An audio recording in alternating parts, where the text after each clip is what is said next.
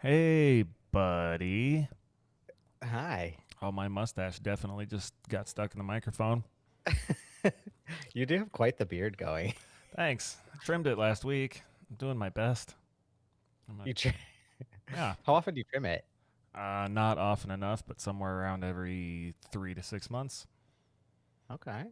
Okay. It's just it has to be narrowed because my face gets wider and wider, and then it gets crazier and Oh, crazier, yeah. and then you can't. I have no cheeks at some point. It gets crazy. Yeah, it's very long. Yeah, thank you. Do you have any goal? Are you It works trying to out. let it go or like what do you Oh, I've let it go fully. I know, but This I mean like are you gonna be like one of those guys that yeah, it's really long. It's kind of long. I still see guys with longer beards, and I go, man, nice beard. But I'm doing what I can. This is about it, actually. We're coming up on 3 years, and I only kind of trim the ends of it so it doesn't look just super crazy. And I think Yeah. this is about as long as it's ever going to be. Okay.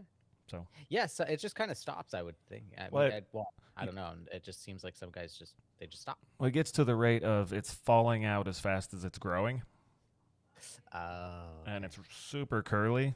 So when it's straight, it is way longer. But as soon as it dries, it goes. Does it ever bother you? No, No? no, I Okay. love it. It's fantastic. Cool. My wife disagrees. I think it's fantastic. She doesn't like it? She's she would rather not have it touch her, Oh, if okay. that makes sense, which it does, I'm Yeah. sure. Yeah. Just Yeah. big ball of scratchy hair. Why is Yeah. that touching me? Yeah, it's kind So of annoying. I get it, but also she doesn't complain about it and lets me do me, and I appreciate that. Yeah. Well, you gotta. Yeah. So It's pretty glorious, so. thank you. So now we've said hello. Now I'm gonna hit this button, and it's a show. I feel so like so much louder now. So I much. can hear you over the music. Isn't that crazy? Nice. When you figure Yeah. out how levels work, production is just so much better. Yeah, that's nice. That's Yeah. nice. I've gotten some feedback, a few different folks that I know that have listened say, those sounders are insane, and I've been driving and they've scared me. So Huh. don't do that. I said, that's a good idea. That's funny because when I listen to it, it sounds pretty level. Like a, Well, maybe but those I would think in some cases, yeah. maybe those folks are overly sensitive and they know who they are. Never listen to another one. But anyhow, the intro's already over, and I haven't said welcome back to the show. It's focused on Yes. nothing. If you're here, you knew that, and if you're not here, you don't care. We are your hosts. I am Ted Bootstrap, and that is Nick Cantaloni. We do that one already? So, Carburetor. Cantaloni. I think we did a pasta one. This might have been a copy. And if it is, it's probably whatever. like carbonara or something. Oh, carbonara. Yeah. All I can come up with is pasta names for you. Yeah, that's fine. I mean, You it got works. there's some Italian in there, right? Yeah, Yeah. Your dad I'm used to half. make amazing pasta and sauces, as I recall. Yeah, yeah, they were pretty good. I Hmm. remember you always picking them out of the pot. They would just be on the stove. We just like had pasta sitting around all the Yeah. time. We Yeah, were teenagers. There was food. I there's food. said, thank you. Give me some of that. It was a good time, man. It was. Yeah. Yeah.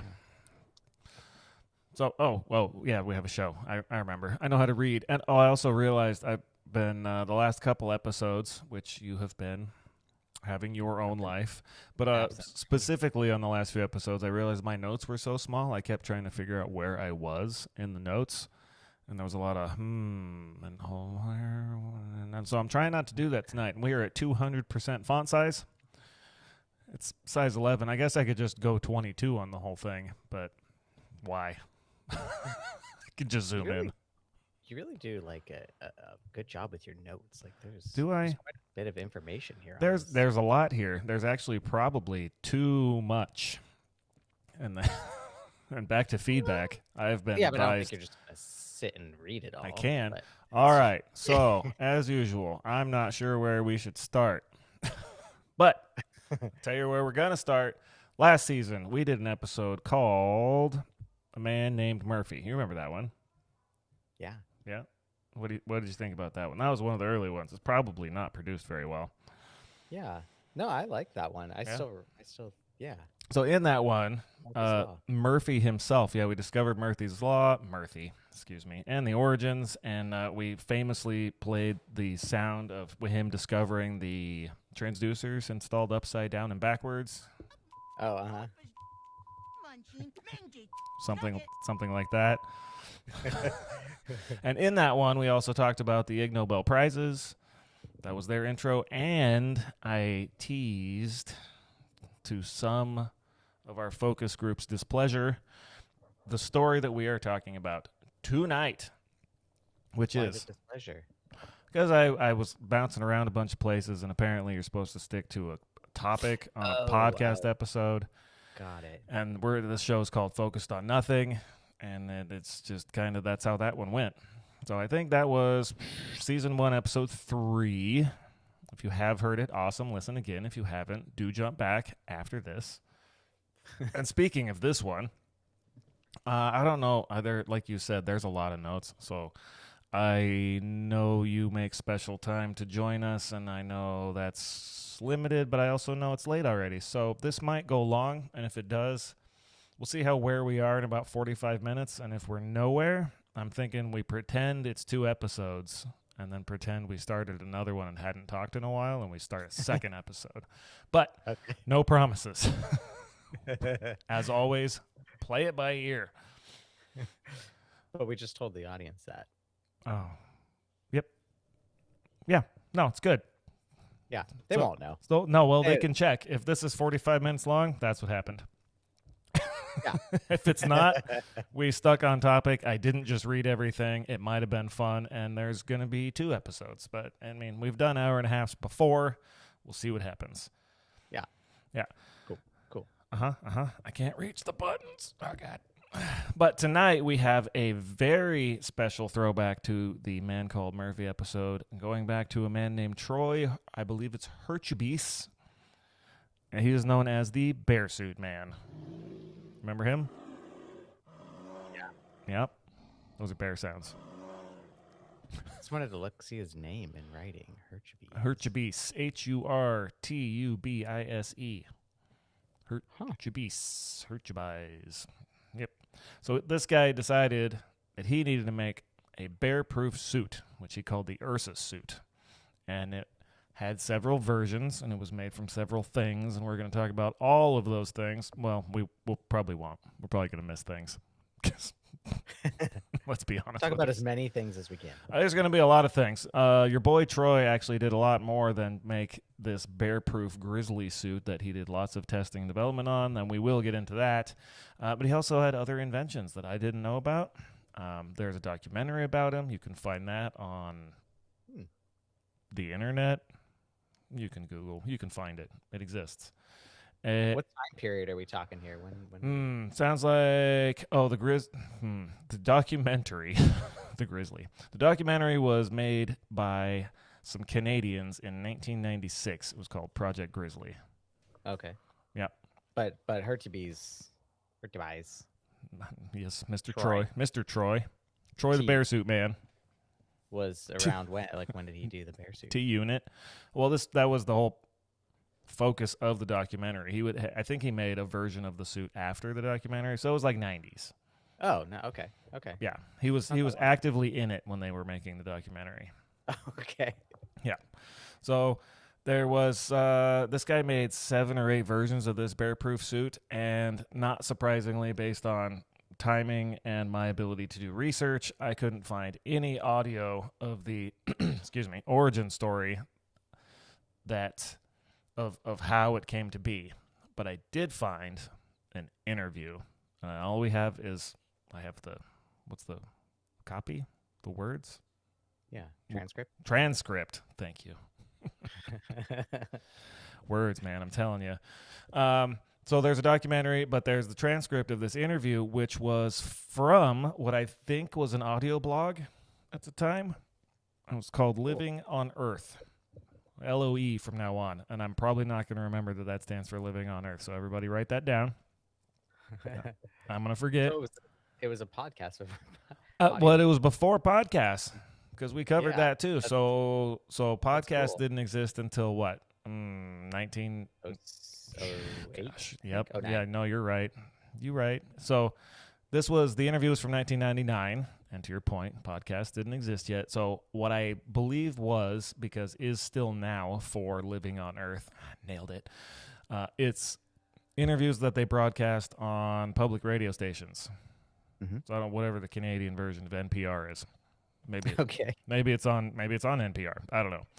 So that's what I'm going to assume was happening in 1999. So we have some transcript. I'm going to go through the whole thing because our main focus group, my wife, doesn't like it when we just read things, and I don't blame her because it's probably way less fun than me just stammering over what I'm trying to share. Yeah, that's fair. That's Yeah. fair feedback.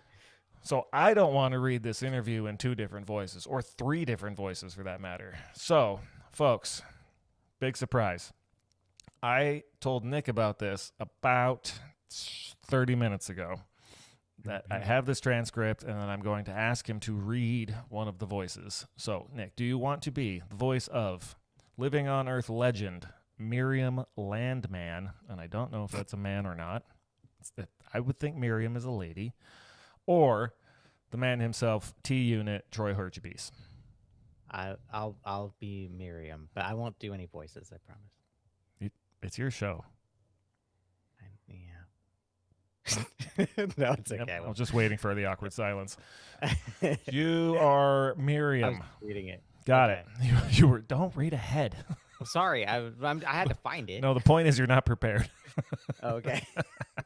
I'm not prepared. I just literally was finding it in the No, document. I actually assumed that you would pick Miriam, and I'm not sure why, because it just seems like the sane person in the conversation, and you're a sane person.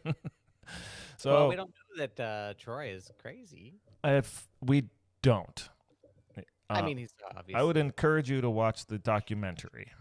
Okay. I'm not going to mean, call the the guy man did crazy. parachute, He was so- determined. He did what he set out to do, at least 95, 98%. And, you know, he was a dude. He was out there. He was doing things. He was all over it. Okay. Where did this take place? Where is he? Do you know where he lived? It's Canada. Oh, he was. Oh, got it. Okay. I know that's a large place. Yeah. Well, that tracks to the whole That's the closest in public radio. geographic Yeah. area, I have for you is North America, #Canada. Okay. All right. So, and we get to introduce some new things to this show that we haven't done before. Wrong stage. I played some of it already. We have Folly. I actually thought it would be fun to do an episode on the history of like movie folly. Oh. You Well, know. like what? What would that entail? So like Star Wars, for example, the phaser sounds, the Star Trooper guns, Yeah. was made, I believe, initially by recording the sound of someone hitting high tension wires with a The metal rods, yeah, object. the wire. Yeah, and that was the sound yeah. that the wires reverberated as they were, vibrating back Yeah. to still. Like Yeah, that kind of stuff, yeah. because that's crazy. It's always so fun. It's so fun to watch those videos of people. Yeah, or like explain how they recorded the sounds of things. even movies that were goofing on themselves and be like, oh, they're recording it, but it's also showing them producing a play or something else, and it's the guy backstage with the old saw and the bow, and then he's just bending the saw and making the wavy sounds for like Yeah, creepy storm or whatever it was. Yeah. That kind of stuff. So we have a little bit of that. Not made in any kind of crazy ways because they're just recordings of animals, but it's whatever. We have some, and Cool. it's fitting to the interview because they are cued as though it was playing while this would have been on the radio. So it's part of the reenactment. Is what I'm saying. I see. I'm Okay. probably gonna mess that up, but now that that's way over set up, let's get into it. So it starts with All right. someone named Kerwood, and we don't have a third voice. So I don't even have a first name. Kerwood. That one. Unknown. Male, female, country of birth. Let's make something up. Kerwood, : this is a quote. Wildlife biologists have studied grizzly bears for a long time, but much about them is still a mystery. mostly because researchers can't get close enough to the animals without risking their lives. Yep. Pretty true. To make it possible to study grizzlies up close in the wild, a Canadian man has invented a special bear suit, and it's not the fuzzy kind. Through a series of macho stunts, which we'll get to, Troy Hurtubise has demonstrated that the suit's high-tech metals and plastics, which we'll get to, could protect him in the event of a bear attack. Though some people question his suit pursuits, Mr. Hurtubise's obsessive interest in grizzlies remains unwavering. Living on Earth's Miriam Landman, that's you, has this profile of the man who would... That can't be the right quote. Be bear, beat a bear, meet a... I apologize. It's got to be a bear. I don't know. That was a direct copy from their webpage. It says from the of excuse me. Has this profile of the man who would be bear. So he's bear now. He is bear. He is bear. Yep. He is bear. And that is where we get into you, sir. No. Yes, you. Miriam. Okay. Troy Hurtubise is crazy about grizzly bears, eh? His passion was sparked about 15 years ago when he had a run-in with grizzly while trekking in British Columbia. That's Hurtubise. It was a very young bear, about 3 or 4 years of age, and I was directly in its territory. I was about 50 feet off from scratch marks. That's where my tent was. Oh, please. That goes too long. I don't know how to do it. Here we go. The bear knocked him to the ground with its snout and ambled off, leaving him shaken. After the encounter, he became fascinated with grizzlies, but he discovered that many things aren't known about the ferocious bears because researchers can't get close. How close do you have to be? Very. Yep. Okay. Uh-huh. I'll tell you what I know about grizzly bears. They're real big, and they will generally kill the hell out of you if given the chance. Yeah, I believe they're the largest bears, I think. Well, they're brown bears, and that's the largest. So I think there's Kodiaks in there. And I think polars. Yeah, Kodiaks and polar grizzly bears. Are polar bears brown bears? Well, no, sorry, but I mean, no. That was an honest question. No, I don't think. Well, I don't know. I don't think so. I don't think they're as big. I think the Kodiaks and the grizzlies are the giant ones. Really? Oh wow. Yeah. Okay.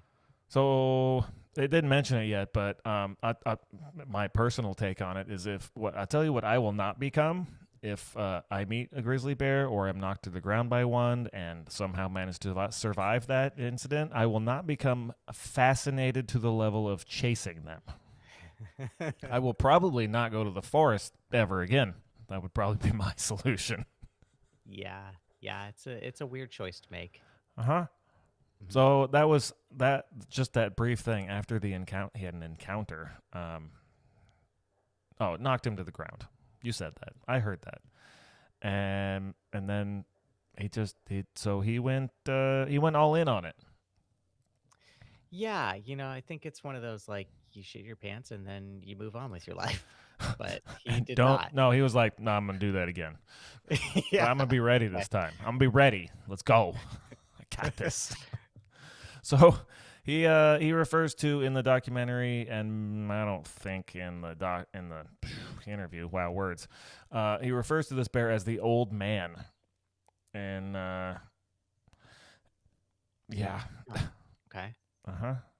And reading this and seeing and from the research, it turns out the bear was like 3 to 4 years old, estimated when it did this to him. I don't know how big they are, 3 or 4 years old, but they're not old.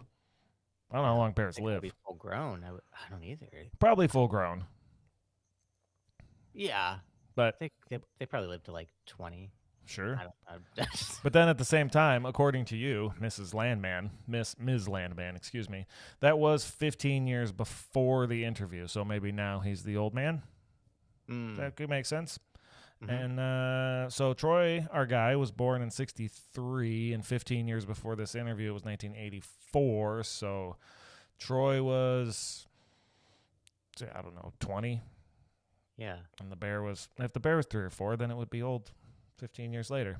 But then I think back about the part where I wouldn't go all in and try to chase bears and think to myself, guy was 20 when this happened. Yeah. So if he was 20 and he was a bit of a thrill seeker, he might have been, I could see more being like, you know what? Let's do that again. I'm going to build a suit. I'm going to find that bear. We're going to fight. You know what I mean? He doesn't have to fight the bear, but yeah, I mean, you could. you could. Yeah. But what would your standard 20-year-old testosterone-driven, just Donut loving kind of crazy guy do when he saw, you know, like, hey, I survived this bear. I'm gonna get him. That's my bear. I'm gonna take him down. Hell yeah.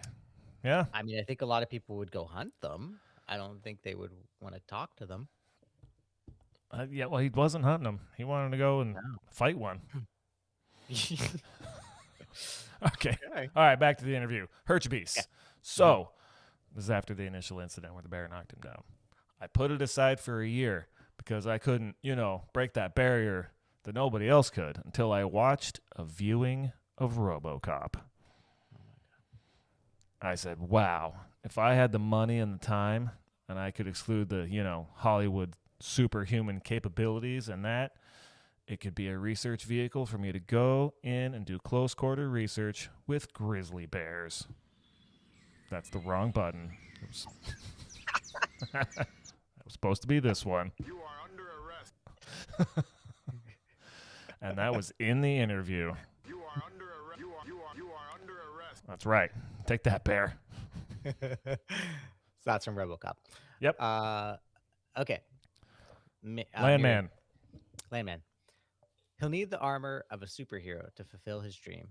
To film a grizzly cub birth in the wild, something no one has done before. So that was the dream. Yeah.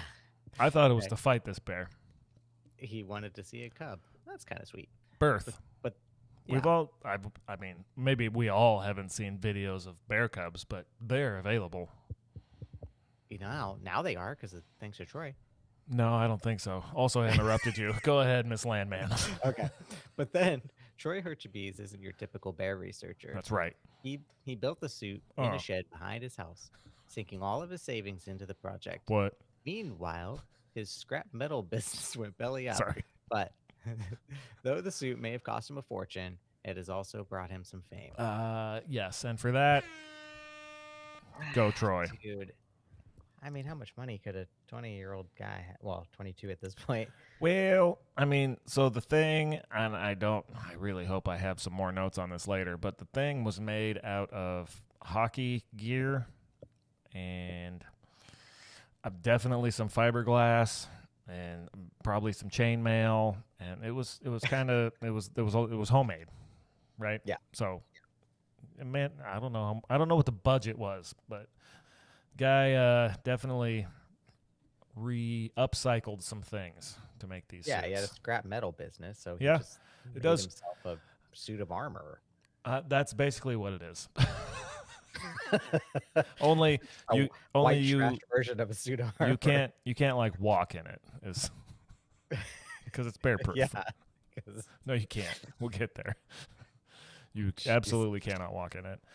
So the Living on Earth interview goes into the Ig Nobel Prize that Troy won and asks him about his future plans. That's all the transcript we have. We talked about that a bit, and you can look that up, and that's cool. But I don't think it's as exciting as where I want to go next. We've got 2 more stops on this train. You ready? Okay. First, a quick cat horn. Sorry, that was my train sound. I don't have one of those. First stop. I don't have one of those. Sorry. That's nothing to be proud of, Rusty. That's okay. That's true. That's I just figured out where that one was. First stop, a quick discussion of Troy's other claimed inventions, because the bear suit he really made. And we have videos, so we have some claimed inventions I would really like to get your thoughts on. And then I think we land the boat, heard that correctly, with discussing the documentary wildness and the demonstrated testing method for what are known as the Ursus suits. Ursus for bear. Yeah. Yep. All right. Just trying to stay on topic because last week, if anyone listened to that, I think 6 of you have. Thank you. Crystal was on the show, and we discussed cryptids. We did cryptid trivia, and that was it was a wild ride. Do go listen. That's cool. Realized later when she was digging up more cryptids and saying, we missed this one. I was like, no, we could do another episode. There's plenty more cryptids. We never explained what a cryptid is. We just jumped in and started talking like everybody knows. And then I was talking to a guy at work. He's like, what's a cryptid? And I was like, we messed that one up. Oops. So if you heard and you still don't know, a cryptid is an animal that doesn't exist, but is of legend for local populations based on region and history and things, observations. Like a dragon or something? Like Bigfoot, right? Yeah, like Yeti. Yeah, those are probably the most common too. The chupacabra. But we didn't cover any of those. We covered some super bangers, like a giant 6 or 12-foot spider, and a one that ended up just being a dinosaur. The description of it was basically like it was a giant beaver and it dammed up rivers, but it turned out it was a kid's book and it was just a dinosaur. Things like that. Cryptids from around the world. Yeah. And speaking of around the world, this show now is around the world. Last time you and I Last time you and I talked on the show, I don't remember how many countries we were into. But today we're up to 20. And that's kind of fun. Wow. That's kind of fun. Yeah, there's 190 in the world, so. Is there? I was going to look at that, actually, if I was going to bring that up. I don't know. We have some stuff to check here. Bear lifespan. It's a while. I think a 20-year-old bear is probably old. I was going to give him that one. Let's see. I'll look it up while you talk. All right, I will talk, but I'm going to need your input. That's the same idea. 20 to 25 years. Is that grizzly bears, brown bears, Grizzly bear? black bears, polar bears, teddy That's bears? grizzly. All right. Nailed it. Wow. See how smart you are? What? That's crazy. Well, look, if you're not prepared to do the research, Brian, why make the statement in the first place? Uh-huh. And 195 countries in the world. 195. So we got 170 to go. I don't know if we're going to hit Antarctica, though. I think we might have... I don't remember. I don't think we have any African countries yet. So we got Africa and Antarctica to go. Okay. Good. Godspeed to us. Get the A's. Sorry, I keep derailing you. Go on. That's this show, friend. Other inventions by Troy Hurtubise, other than the Ursus suit. Inventions, and that's in quotes. Air quotes. Here we go. Number 1, fire paste. This one, this one actually seems to be legitimate. Don't worry. This pattern won't hold. Fire paste. Also if you're looking at Wikipedia, which is guest host Nick's favorite webpage. Fire paste. See also Starlight. I don't know. I didn't. But fire paste is an intumescent white paste that, when dry, is flame and heat resistant. Troy invented this. It has a consistency, or copied someone else's, and texture similar to clay when wet and dries into a gray ceramic materials which resembles concrete. This does sound like fireproof materials I've seen before. These are not my words. I don't talk like this, but I'm going to continue. The impetus for fire paste came from a failed fire test with the Ursus Mark 7, which I believe he got to 8 in total, but the Mark 7 would be the one before that, where the metal exoskeleton heated up and popped the internal airbags and left Troy with numerous burns from inside Why the was suit. he on fire in the suit? I don't know why it heated up. It was probably somebody was probably honestly blowing a torch at him, because we'll get into testing of the suit later, and it was crazy. I bet, but that wouldn't be one of the things I would think when I'm Would you- testing my bear suit. Would you think to put airbags in your bear suit? No, that's pretty smart. Okay. Well, I don't know. Maybe I would at some point, but I mean, fire, I don't think I would. I just would. there's whole teams of engineers that design airbags for cars, and sometimes they still hurt people. You're just going to mount one right in front of your face inside a suit? Yeah, I know. Yeah. I'm not. Our aforementioned car work that we do a lot. Every time you look something up that talks about removing a steering wheel that has an airbag in it, it's like, No, thank you. Like, don't touch it. Don't look at it. Don't poke it. Disconnect the battery. Wait 3 days. No, at least. That was more like 3 weeks. Make sure the horn doesn't work. Flash the lights 5 times. Yeah. Yeah. 'Cause Take you it just out. don't want the Put thing it as to- far away as possible and do your work, and don't even look at it. Because you're just worried about him going off. This guy had him in his suit, apparently. Like actual car airbags. I don't know if they were car airbags, but something with heat made them go off and hurt him, burned him, apparently. Gosh. Left All it. right. Left it. Fire With, paste. okay. No. Yes. Back to fire paste. So for a demonstration for the media and military in the summer of 2004. So that was it was a while ago, but more recent. He made a thin mask of this material that he invented. Put it over his face and aimed a specialized blowtorch at thousands of degrees directly at the mask. The temperature was intentionally much hotter than the temperatures reached by the space shuttle on re-entry, according to this claim. Do email us, focusedonnothing@gmail.com. Do not dispute that fact. It's not mine.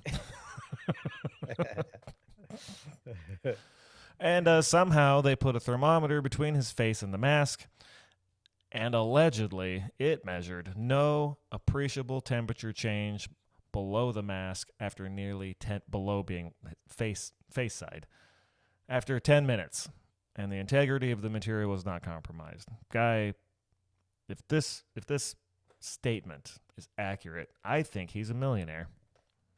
Yeah. What? That's what it says, man. Okay, it's on the Wikipedias. Huh? Remember, it's intumescent, which I don't know what that means. Very special. I don't either. I think it means very special. Well, look, if you're not prepared to do the research, Brian, why make the statement in the first place? It's because that's the kind of research I do. That's what we get here. Focused on nothing. I Thoughts? wonder what he made it out then. It's concrete. He put concrete on his concrete. face. Oh, yeah. Okay. I said it resembles concrete, which is a ceramic, which it was also it was a gray ceramic material. Yeah, Sounds like so it's concrete. pretty heat-proof. What it doesn't say is how thick was it? It was like 2 feet thick. My Yeah. face is fine. No, it says thin. I'm just playing. I'm sure it was an amazing invention. Does it really block that much heat, you think? That's what it says. You're gonna have Like to concrete, though? you're gonna have to find the company that bought the copyrights and patents and buy yourself some, and you have to go write an email that just says Show me what you got. and see what they got. Okay. Yep. That was invention 1. Moving on. Promptly to invention 2. I lost my mouse. I really hope nothing happens with the recording. I can't scroll through my notes. This is bad. How did you lose your mouse? It's in my hand. It's just not functioning. Oh. Oh, connected. Wait, where'd it go? I'm sorry, I whistled into the microphone. I apologize. All right, invention 2. We're scrolling again. This show is nothing if not just fraught with technical issues. It's well put together. Invention 2. There's not a lot of details on this one. It was briefly mentioned at the end of the Living on Earth interview. Oh, I nailed it again because I just have the acronym there. But we didn't talk about it. It's called Hurtubise spray. Now, akin to the last episode where I named a cryptid and had Crystal tell the people what it was based on no aforementioned knowledge, would you like to tell people what Hurtubise spray is before I get into it?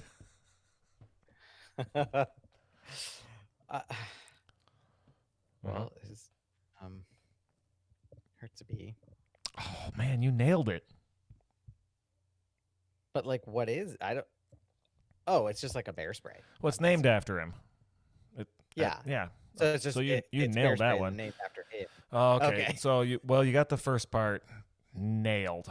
solid. Cannot get better. The part about what it does is a little bit off. Troy claimed the formula can make, and I put that in bold, make materials stronger and lighter than today's bulletproof body armor. And by today's, I'm guessing, I don't know, 2004. So That's an interesting claim. Yeah, so what I'm trying to figure out, because that's all the information there is whether the spray enhances existing materials through an obvious magical process, or if it's used in the manufacturing of new materials that will be better and then result in things that are stronger and lighter than existing bulletproof body armor. Like if you made something out of fiberglass, you're like, this is cool. And then you use the same form and layering techniques, but you used carbon fiber blankets instead of fiberglass blankets, right? You'd have a stronger thing. Yeah, sure. So I don't know if the spray is supposed to just take fiberglass and convert it into something stronger, or if it's used while you're making materials that end up stronger. It's got to be the latter, because like It sounds like the former. Like the logic. You spray it on some. Yeah, and then it's just better. Yeah. You're like, see that sweater vest? Spray some of this on it. Boom, bulletproof suit. Yeah, last time I checked, that would add more mass. No, it's lighter also. Oh, that's what he said. Okay. Yeah. Okay. I don't remember here. So okay, that's number 2. So I mentioned 3 coming in hot, and remember, we are going in order of ludicrousness here. Okay. I didn't mention that, so remember, don't I remember. I can tell. Number 3 is called Angel Light. Oh, God. It's not from heaven. I'm not going to ask you to try to describe it because you can't. I'm just going to. Right. According to T-Unit, this device, I don't know, it says device. It's not a spray like the last one. It made hands, walls, stealth shielding, and other objects transparent. Oh, man. Isn't that rad? You remember being a kid and be like, I wish I could see through that wall. Yeah. Yeah. Now, this dude made it. The office rocker. No, he made it. Okay. Yeah. He claimed that beams from the device had the side effects of damaging electronic devices and apparently killing goldfish. So you can't see through a goldfish. Oh, well, maybe. No, you probably could, but it would kill it.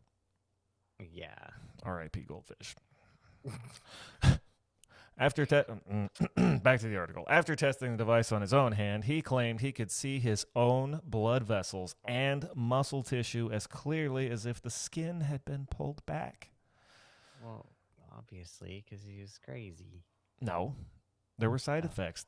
Just like if you tried one of those things that get advertised on the TV all the time, because Americans need drugs advertised to them because they're smarter than doctors. Anyhow, apparently the side effects, the beam caused numbness and he began to feel ill. Okay. Yep.